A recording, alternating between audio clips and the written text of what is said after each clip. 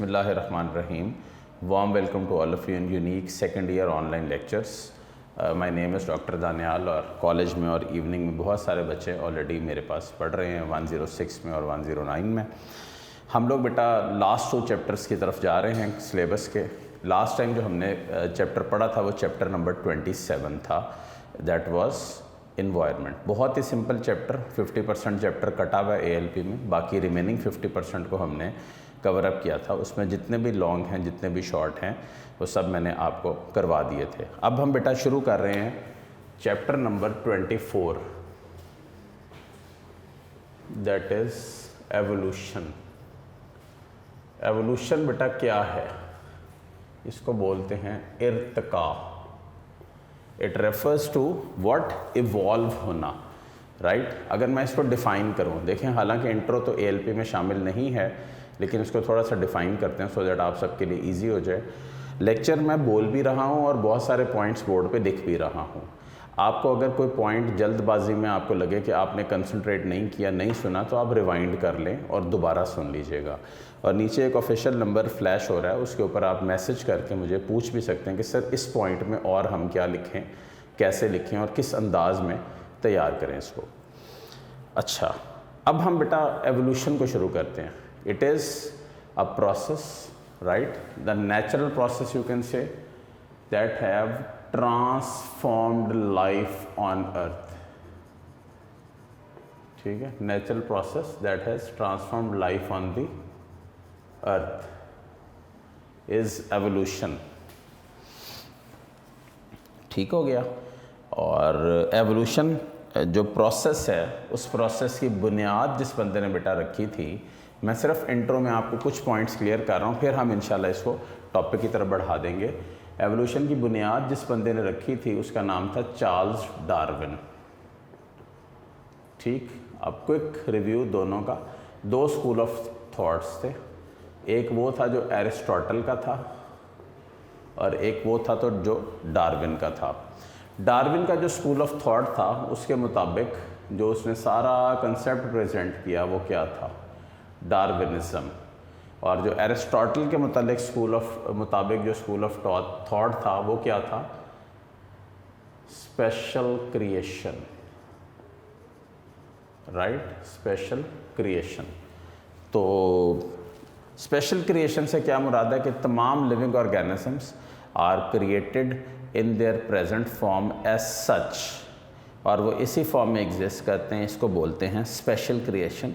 और एरिस्टोटल का school of thought था, दुनिया में बड़ी तादाद में लोग ऐसे हैं जो स्पेशल क्रिएशन या क्रिएशनिस्ट होते हैं।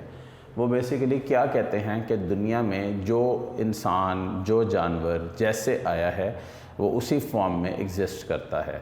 और सेकंड हमारे पास क्या है? क्रिएशनिस्ट के कॉन्ट्ररी क्या है हमारे पास बेटा? डार्विनिज्म। उसमें क्या होता है कि जो नए से नए स्पीशीज़ इवॉल्व होते हैं, एग्जिस्ट करते हैं, वो वक्त के साथ साथ चेंज होते जाते हैं और वही हैं जो मज़ीद चेंजेस शो करते रहते हैं। तो उसको आप बोलते हैं डार्विन स्कूल ऑफ थॉट। ठीक, अच्छा, अब हम बेटा पहला लॉन्ग क्वेश्चन वाइज शुरू करते हैं। बोर्ड में 2014 में, 2016 में और 2017 में आया। सवाल पढ़ दूँ आपको। Explain the various theories which show evolution from pro to eukaryotes. सही, explain the various theories which show evolution from prokaryotes to eukaryotes। अब ये क्या हैं जो इस एवोल्यूशन पैटर्न को शो करती हैं? पहली हमारे पास है, उसको बोलते हैं वेंट हाइपोथेसिस। पहली बात तो है कि सब हाइपोथेसिस हैं। What does that mean? Hypothesis हैं, मफरूज़े हैं, क्योंकि गैब का इल्म सिर्फ अल्लाह के पास है और उसी ज़ात को पता है कि कौन सी चीज़ कैसे, कहाँ और क्यों इवॉल्व हुई है। इसके अलावा बेटा किसी के पास कोई अंडरस्टैंडिंग और नॉलेज नहीं है किसी चीज़ से भी रिलेटेड। अच्छा, जो वेंट हाइपोथेसिस है उसके ऊपर 2 लाइनें किताब में लिखी हुई हैं, मैं शुरू से पढ़ देता हूँ। One of the hypothesis trying to explain the origin of life is that it may have begun deep in the oceans in under water hot springs. क्या नाम है उन स्प्रिंग्स का? Hydrothermal vents, right. तो ये बेसिकली जो गर्म पानी के चश्मों का जिक्र कर रहा है वो ये बता रहा है कि ज़िंदगी की इब्तिदा जो हुई थी वो कहाँ से हुई थी? Hydrothermal vents. ये ज़ेर ज़मीन गर्म पानी के चश्मे हैं। और उसको यहाँ पे मिला क्या था? उसको यहाँ पे मिला था एक बैक्टीरिया जिसका नाम है आर्ची बैक्टीरिया। आर्ची बैक्टीरिया जो है वो 120 डिग्री सेल्सियस तक टॉलरेट कर सकता है टेम्परेचर, ठीक। आर्ची बैक्टीरिया 120 डिग्री सेल्सियस तक टेम्परेचर टॉलरेट कर सकता है। और इस बैक्टीरिया में एक एंजाइम होता है, उसका नाम भी बता दूं, टैक पॉलीमरेज। 23वां चैप्टर बेटा जब पढ़ेंगे उसमें काम आएगा। टैक पॉलीमरेज का दूसरा नाम है डीएनए पॉलीमरेज। अब अगर मेरे बच्चों ने चैप्टर 20 पढ़ा हुआ है तो डीएनए पॉलीमरेज क्या है? डीएनए पॉलीमरेज वो एंजाइम है जो टेम्परेचर स्टेबल है और 72 डिग्री सेल्सियस के ऊपर भी एक्ट कर सकता है, और इसके अलावा वो अपना टूटता भी नहीं है। और डीएनए रेप्लिकेशन का बेटा बुनियादी एंजाइम है। किसका? डीएनए रेप्लिकेशन का। अच्छा, ये तो हमारे पास हो गया with regards to the vent hypothesis. अगर यहाँ पे देखें तो ये यहाँ पे ये भी लिखा हुआ है कि जो यूकैरियोट्स हैं वो कब इवॉल्व हुए? 1.5 बिलियन ईयर्स अगो। प्रोकैरियोट्स कब हुए? 3.5 बिलियन ईयर्स अगो। पहली लाइफ जो थी दुनिया में वो कौन थी? प्रोकैरियोट्स। ये सब बातें एमसीक्यूज़ के लिए आपने करनी है। वेंट हाइपोथेसिस हो गई। Now the main hypothesis is endosymbiont hypothesis. What is endosymbiont hypothesis? जी बेटे, ये क्या होता है endosymbiont? Endo means within और सिम्बायोंट वर्ड निकला सिम्बायोसिस से। What is symbiosis? कोई से दो ऑर्गेनिजम्स के दरमियान में रिलेशनशिप जिसमें दोनों को फ़ायदा हो, या एक को फ़ायदा या एक को नुकसान, या एक को फ़ायदा दूसरे को ना फ़ायदा ना नुकसान हो, इसको बोलते हैं सिम्बायोसिस। यानी कि बेटा इसकी 3 टाइप्स हैं, नॉलेज के लिए बता रहा हूँ। एक का नाम है पैरासिटिज्म, दूसरे का क्या नाम है? कमेंशियलिज्म, और बेटा तीसरे और आखिरी का क्या नाम है आपके पास? म्यूचुअलिज्म, ठीक। अच्छा, अब हम अगर देखें एंडोसिम्बायोंट हाइपोथेसिस तो ये प्रपोज किसने की थी? लाइम मर्कुलिस ने। इसके पास बेटे कोई ऐसा सच ना एक्सपेरिमेंटल प्रूफ नहीं था इस हाइपोथेसिस का कैसे है, लेकिन देखते हैं कि उसने क्या इसको दिया। मैं इसको डायग्रामेटिकली एक्सप्लेन कर रहा हूँ, आप थ्योरी खुद भी पढ़ के देखिएगा। ये एक प्रोकैरियोटिक सेल है जिसका नाम आप लगा लो अमीबा, राइट।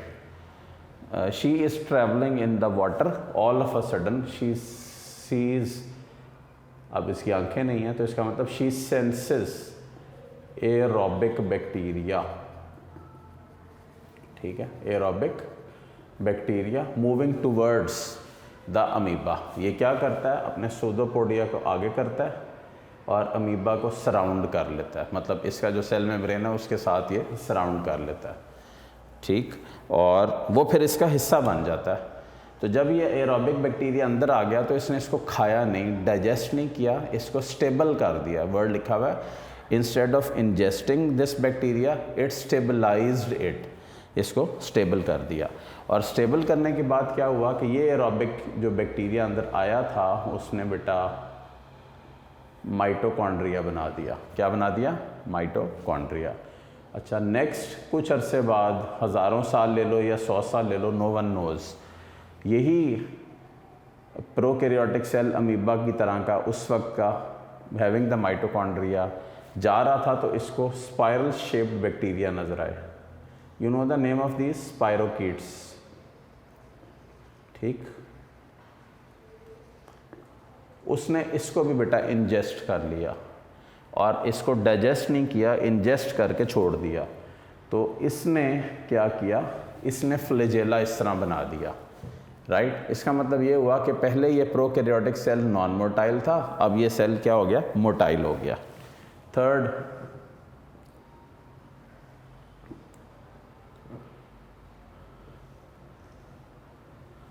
इस के यहीं पे जाते हुए इसको साइनोबैक्टीरियम या ब्लू ग्रीन एल्जे नज़र आए, राइट, ब्लू ग्रीन एल्जे या साइनोबैक्टीरियम।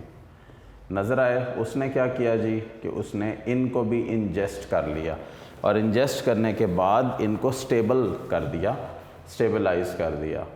तो यहाँ पे तीन चीज़ें होगी। सबसे पहले तो माइटोकॉन्ड्रिया बन गया, दूसरा स्पाइरल शेप्ड स्पाइरोकीट हो गया, और तीसरा बेटे ब्लू ग्रीन एल्जे जब इंजेस्ट हो गए, डाइजेस्ट नहीं हुए, तो इन्होंने बेटे क्लोरोप्लास्ट बना दिया। ठीक, मुझे तो बेटे स्टोरी लगती है, माजरत के साथ, एक अजीबोगरीब किस्म की कहानी है जिसमें पता नहीं चलता कि कैसे प्रोकैरियोटिक सेल तक आप पहुँचे, और फिर वहाँ से समझ नहीं आती कि कैसे प्रोकैरियोटिक सेल से आप यहाँ तक पहुँच गए, जिसमें आपने ये सारा प्रोसेस देखते हुए ये एक नया यूकैरियोटिक सेल बन गया इसमें। This is eukaryotic. Okay, this is something that you won't be able to understand with this. ये बड़ा अजीबोगरीब सी स्टोरी है और इसमें कोई अकल समझ नहीं है चीज़ों के अंदर। ठीक है, और बहरहाल this is how the book goes. अगर लॉन्ग क्वेश्चन आता है तो शायद इसमें ये भी आप लिख दें तो तब भी ठीक है, नहीं तो अदरवाइज़ पहली हाइपोथेसिस ये होगी।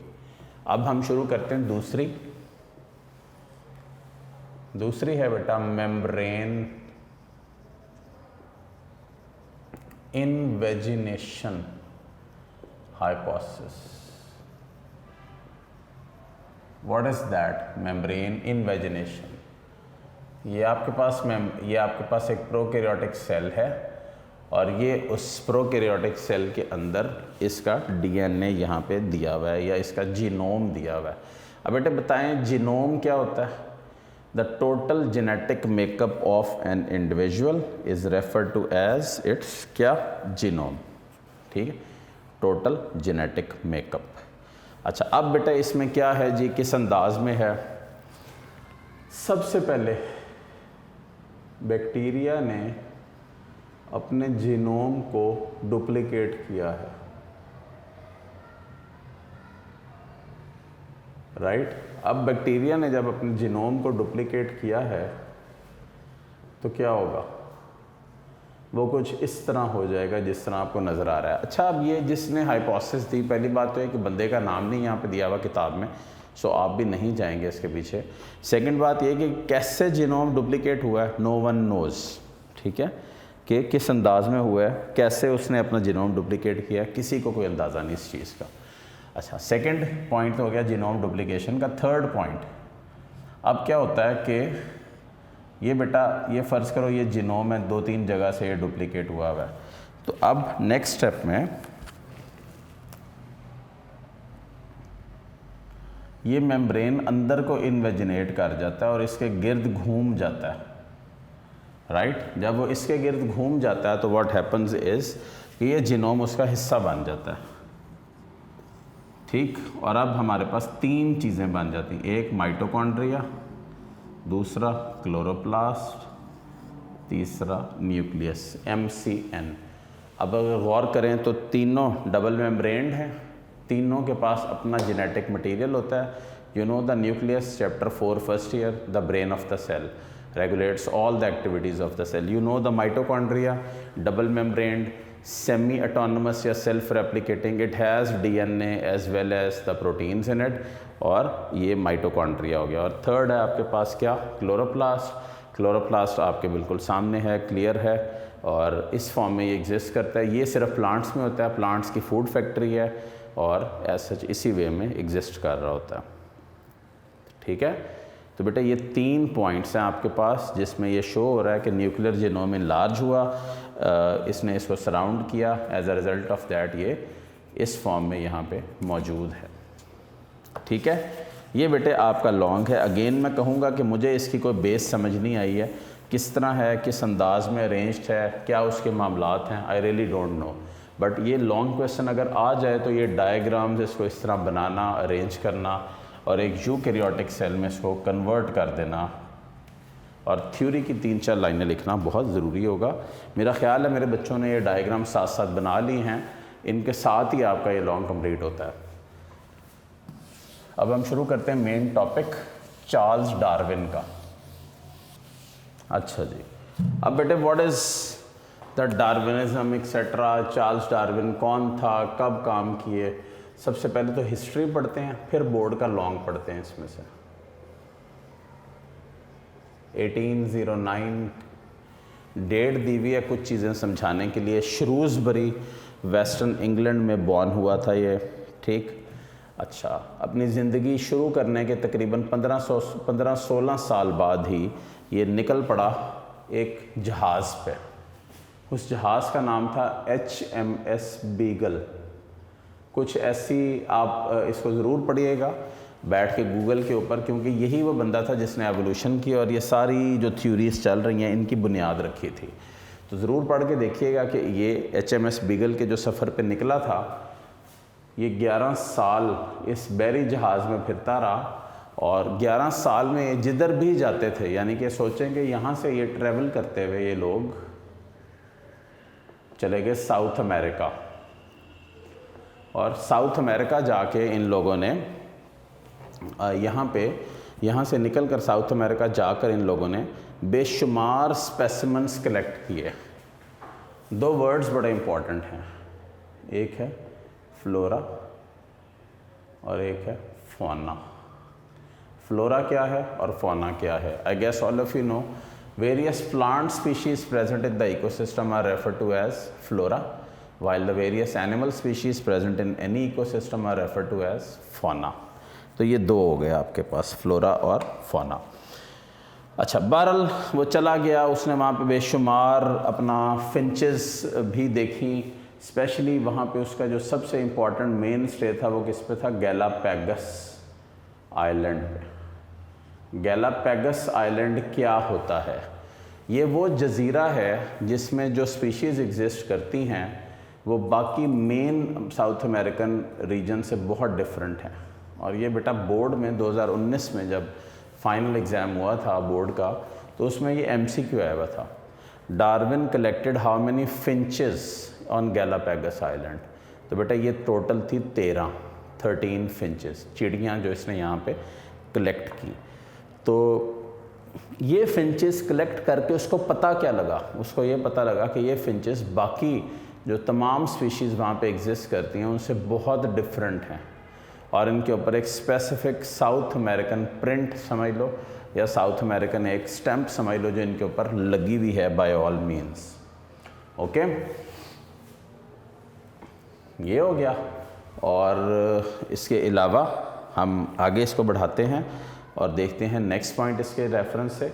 उसके बाद क्या हुआ कि ये तकरीबन रिटर्न इसने जब वापस किया 11 साल बाद, तो 1836 में इसका रिटर्न है।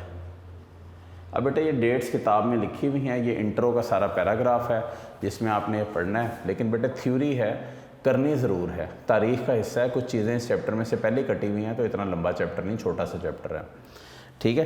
तो इसको आपने यहाँ पे लाजमी करना है, और ALP सामने रखें तो मेरे बच्चों को पता लग जाएगा कौन से टॉपिक कहाँ से किस अंदाज में कटे हुए हैं। अब ज़रा किताब की तरफ आ जाएं। 1844 में वॉलस ने ओरिजिन ऑफ स्पीशीज़ के ऊपर कि क्या स्पीशीज़ कैसे ओरिजिनेट होती हैं एक लंबा सा एसे लिखा, एक long essay origin of species के ऊपर लिखकर उसने उस एसे को लीनियन सोसाइटी ऑफ लंदन को भेज दिया। कब भेजा? जुलाई 1, 1858 में, राइट। जुलाई 1, 1858 में उसने इस एसे को भेज दिया, राइट। और उसके बाद क्या हुआ कि उसने इस किताब को जो ओरिजिन ऑफ स्पीशीज़ में थी, उसने इस किताब को मतलब पढ़ता रहा। देखें 1844 में वॉलस ने भेजी थ्योरी डार्विन को, और डार्विन ने इसके ऊपर फर्दर वर्किंग करते हुए ओरिजिन ऑफ स्पीशीज़ के हवाले से इस किताब को जुलाई 1, 1858 में लीनियन सोसाइटी में भेजा, ठीक। लोगों ने कहा बड़ा ज़बरदस्त कंसेप्ट है, बहुत इसमें चीज़ें सीखने और समझने वाली हैं, इसलिए ये कंसेप्ट एक्सेप्ट हो गया। और जब ये कंसेप्ट एक्सेप्ट हुआ तो 1859 में डार्विन ने अपनी बुक पब्लिश कर दी, बुक पब्लिश्ड। गर्ज है कि यहाँ से लेकर यहाँ तक का जो सफ़र है वो आप लिखोगे जब बोर्ड का लॉन्ग क्वेश्चन आएगा। लॉन्ग क्वेश्चन क्या था? Explain the Darwin's theory of evolution in detail, ठीक है। और इस डार्विन्स थ्योरी ऑफ एवोल्यूशन में जब आप ये सारा लिख रहे होगे तो आप ये मुकम्मल सारे पॉइंट्स लिख के फिर हेडिंग लिखोगे पोस्टुलेट्स ऑफ द थ्योरी। और पोस्टुलेट्स ऑफ द थ्योरी में आप पहली हेडिंग लिखोगे descent with modification. Descent means क्या? बच्चे। अब देखें इस चैप्टर की पेयरिंग होती है लॉन्ग क्वेश्चंस में 2019 तक जो इसकी पेयरिंग होती थी वो चैप्टर 19 के साथ होती थी, पहली चीज़। दूसरी चीज़ ये कि बेटा इस चैप्टर की वर्डिंग मुश्किल है, कंसेप्ट डिफरेंट है और बड़ा आसान है। वर्डिंग काफ़ी डिफ़िकल्ट है याद करने की, तो इसमें अपनी इंग्लिश को इम्प्रूव कीजिएगा, अपनी इंग्लिश पे रिलाई कीजिएगा और वर्ड्स और लाइंस को सिंपल से सिंपल करते चले जाइएगा। अच्छा, इस पोस्टुलेट्स में सबसे पहला पोस्टुलेट क्या है? Descent with modification. इसमें क्या था? डार्विन ने किस पे बिलीव था? डार्विन का perceived unity of life. What does that mean? Perceived. Perceive करने का क्या मतलब होता है? सोचना किसी चीज़ को कि ये चीज़ इस तरह यहाँ पे ऐसे एग्जिस्ट करती है, हालांकि वो करे या ना करे वो बात की बात है। अच्छा, Darwin perceived unity of life के ऊपर बिलीव करता था। इसकी लाइंस मैं आपको पढ़ के सुना रहा हूँ कुछ, सो दैट मेरे बच्चों को क्लियर हो। in which all the organisms were related through the descent from some common ancestors. Ancestor means above ajdad that lived in the remote past. ठीक है, इसके अंदर अब क्या है? History of life is like a tree. ठीक है, ज़िंदगी एक दरख्त की तरह है और दरख्त की तरह में क्या है कि अगर लाइफ एक ट्री की तरह है तो all the phylums etcetera are its branches, जो यहाँ पे ब्रांचेस की फॉर्म में एग्जिस्ट कर रहे हैं, ट्विग्स की फॉर्म में। और हर फॉक पे ऑफ द एवोल्यूशनरी ट्री के हर फॉक के ऊपर एक ग्रुप या फाइलम मौजूद है। बेसिकली ये रिलेट कर रहा है कि ज़िंदगी की इब्तदा हुई थी एक बैक्टीरियम से, जिसका नाम वगैरह बेटा मैंने ऑलरेडी आपको लिख के पहले बताया है कि history of life started from archaebacteria, जो टेम्परेचर टॉलरेंट है 120 पे एग्जिस्ट कर सकते हैं। उसका नाम भी एक किताब में लिखा हुआ है, थर्मस इक्वेटिकस। ठीक है, और उससे एक एंजाइम हासिल होता है, उसका नाम है डीएनए पॉलीमरेज। ये वो मेन एंजाइम है जो रेप्लिकेशन के लिए बुनियाद रखता है। ठीक, तो ये हमारे पास है at each fork is a ancestor common to all lines of evolutionary branching from the fork. ठीक है बेटा जी, ये हो गया नंबर 2। सेकंड पॉइंट जो हम यहाँ पे करने जा रहे हैं वो क्या है? Natural selection and adaptation. अच्छा, अब इसमें जी मुख्तलिफ हेडिंग्स बेटा बनाएंगे, कुछ लाइंस के मैं आपको मतलब समझाऊंगा। उर्दू में जो चीज़ें मैं बता रहा हूँ जो आप वहाँ पे लिख सकते हैं उनको ज़रूर लिखें और फिर उन वर्ड्स को इस्तेमाल करते हुए अपना मसला सीधा करें। देखें, इसमें नेचुरल सिलेक्शन और अडेप्टेशन में क्या है? Darwin suggested that populations of individual species become better adapted to their local environment through natural selection. Darwin जो थ्योरी ऑफ नेचुरल सिलेक्शन है इसको किस पे बेस किया गया? नंबर 1, यहाँ से बेटा पोस्टुलेट शुरू होते हैं। पहला है स्ट्रगल फॉर एग्जिस्टेंस। ठीक है, क्या है? Struggle for existence. What does that mean exactly? इसके मुताबिक एक जगह पे अगर ज़रूरत से ज़्यादा लोग हों तो वहाँ पे वो रोटी के लिए, कपड़ा, मकान, जॉब्स, अनएम्प्लॉयमेंट, इन सब चीज़ों पे एक दूसरे से ज़्यादा जद्दोजहद करेंगे। देखो, production of more individuals than the environment can support leads to a struggle for existence among individuals only with only a fraction of offspring surviving each generation, right? तो इसमें जो लाइंस लिखी हुई उसकी मतलब बहुत क्लियर है कि फ़र्ज़ करें कि एक जॉब है यूनिक में ऑफ़र हो रही टीचिंग की और उसके लिए 20 टीचर्स ने CV जमा करवाई है। तो ये स्ट्रगल फॉर एग्जिस्टेंस है। और अनफॉर्चुनेटली पाकिस्तान में अनएम्प्लॉयमेंट रेशो और इन चीज़ों की वजह से बहुत ज़्यादा स्ट्रगल फॉर एग्जिस्टेंस चल रहा है, बहुत ज़्यादा। Second, survival of the fittest. अब बेटे ये क्या होता है survival of the fittest, what does that mean exactly? इसका मतलब है कि survival is not random but depends in part on the hereditary constitution of the surviving individuals. अब ये लाइन का मतलब क्या है कि सर्वाइवल डिपेंड करता है बेस्ट क्वालिटीज़ पे। Those individuals whose inherited characters are best, ठीक है, अल्लाह की देन, इनहेरिटेड करेक्टर्स बेस्ट होते हैं, they survive and are present in one population, और एग्जिस्ट करते हैं। और वो इंडिविजुअल्स जो बेचारे नहीं होते इस तरह के, वो फिर नहीं करते। देखिए मैं हमेशा क्लासेस में कहता हूँ कि आप तमाम इंडिविजुअल्स को एवोल्यूशन वाइज 3 कैटेगरीज में क्लासीफाई कर सकते हैं। सबसे पहले कौन सी होगी? Breeding population.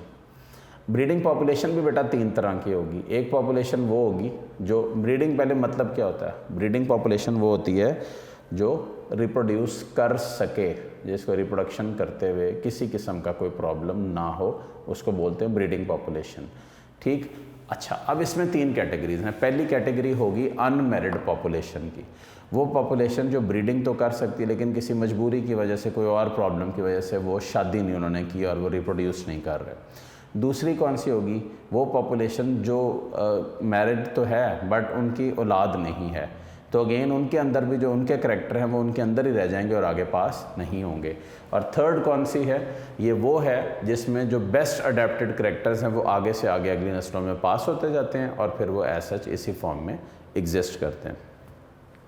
तो this is what you can say the survival of the fittest. What does that mean? कि वो those individuals whose characters fit them best to the environment produce more offsprings than क्या? Than any other 3 type of breeding populations बेटा जो मैंने आपको बताई। और third है क्या बेटे? Natural selection. अब इस वर्ड का मतलब क्या है? ये टॉप हेडिंग भी है और यहाँ से ये हेडिंग दोबारा शुरू हो रही, natural selection. What does that mean exactly? Nature का सिलेक्ट करना, नेचर का रिप्रोड्यूस करवाना और अगली से अगली नस्लों में सारे सिनेरियो को पास करना, इसको बोलते हैं नेचुरल सिलेक्शन। अच्छा, मैं इसकी लाइंस पढ़ दूँ।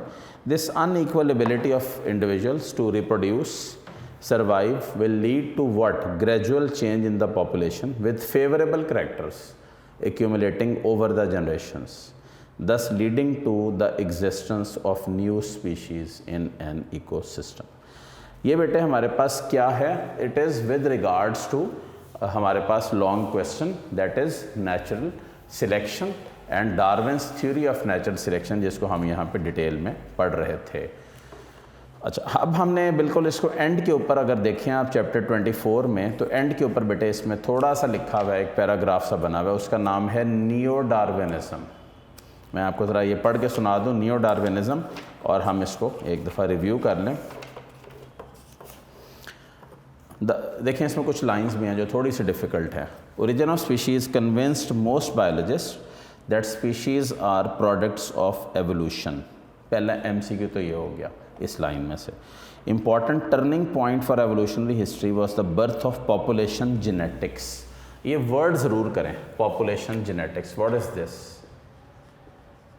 पॉपुलेशन क्या होता है? Group of individuals of the same species living at the same place at the same time.